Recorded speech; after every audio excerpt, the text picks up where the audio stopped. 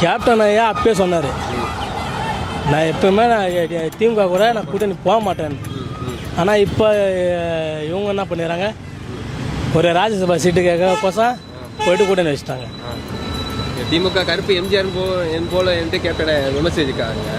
இப்போ வந்து கூட்டணி வச்சிருக்காங்களே, என்ன காரணம்? தேமுதிக ஆஃபீஸ் இடிச்சதே திமுக தான். ஆனால் இப்போ அவங்க கூட போயிட்டு கூட்டணி வச்சுருக்காங்க. ஆனால் என்ன பண்ணாலும் 2026 அவங்க ஜெயிக்க மாட்டாங்க, இதுதான் உறுதி. பிடிச்சிருவேன் சொல்கிறாங்க. கன்ஃபார்ம் எதுனா 200 பிடிப்போம், வரலாறு படைப்போம். அந்த ஒரு 200 பிடிச்சிருவாங்க, வீட்டிலே பிடிச்சிருவாங்க. ஆமாம். ஸ்டாலின் மாடல் அரசு, பைனீர் மாடல் அரசு. Bye bye Stalin.